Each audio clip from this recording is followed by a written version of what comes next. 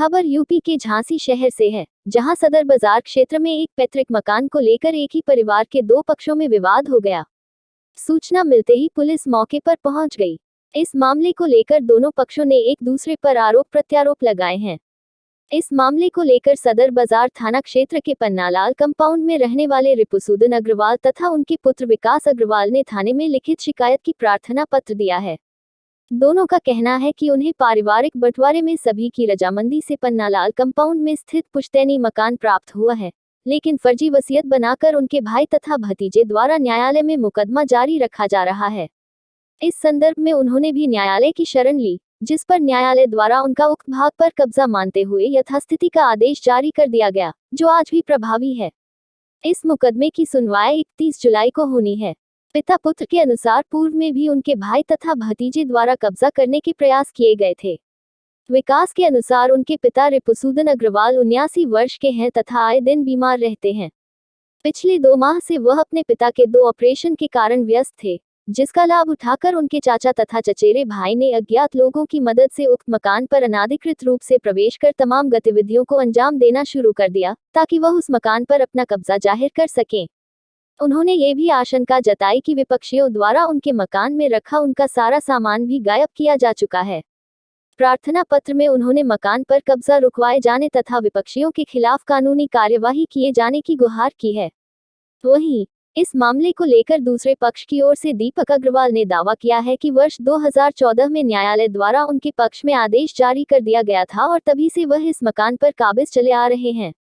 विवाद होने की सूचना मिलने पर पहुंची पुलिस ने दोनों पक्षों से अपने अपने कागजात लेकर थाने आने की बात कहकर मामले को शांत करा दिया। झांसी से दीप न्यूज के लिए दीपक चंदेल की रिपोर्ट।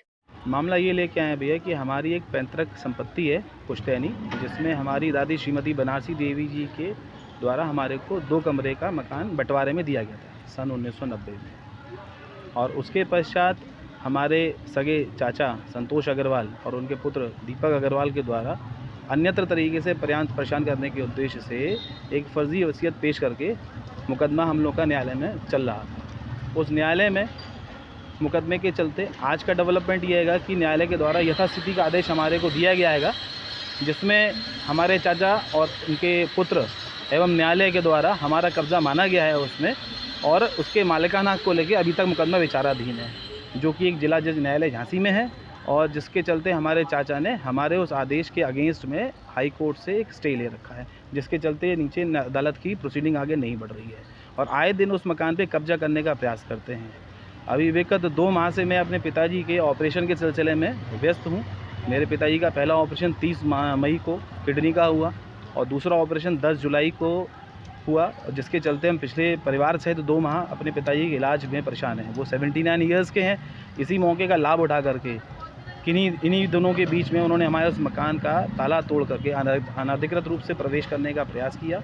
और आज मेरे को जानकारी में आया, हमारे मिलने वालों ने बताया कि आपके उस मकान में अपने कब्जे को साबित करने के उद्देश्य से उस मकान पे वो एक पूजा का कोई कार्यक्रम कर रहा है और धर्म की आड़ में, जिससे लोग पूजा के कार्य में बाधा न डाल सकें और उसका कब्जा उस पर साबित हो जाए।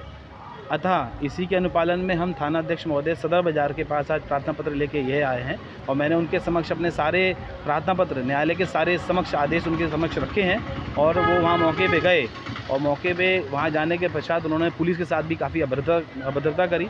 हमारे साथ भी उनके पिताजी ने काफ़ी गले गलौज करी है। 112 भी आई थी मौके? जी साहब, 112 को भी सूचित किया था हमने, तो 112 भी मौके पे वहाँ आई थी और उनके द्वारा उनको सब कार्यक्रम करने के पश्चात थाने बुलाया गया।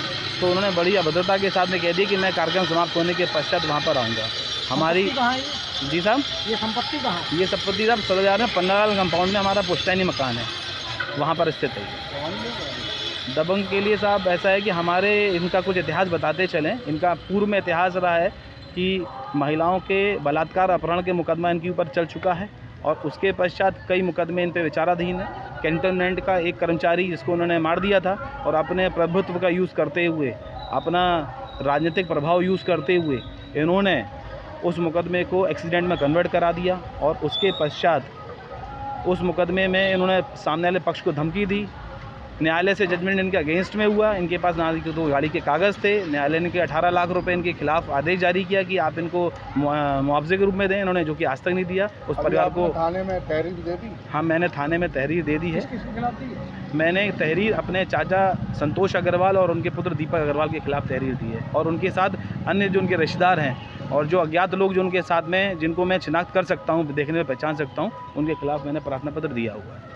और थी उस मुकदमे में भी और अभी भी हम इसमें रामायण कर रहे थे पिछले कुछ समय पहले भी, अभी थोड़े महीने पूर्व में, तब भी ये प्रशासन को कागज़ लेके हमें यहाँ आ गए धमकाने।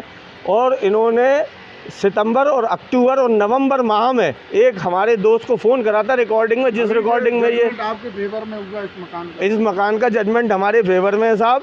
इन्होंने 4 आदमी के सामने बैठ के हमसे राजीनामा करा था और हमारे को चाबी सौंपी थी 2014 में ही।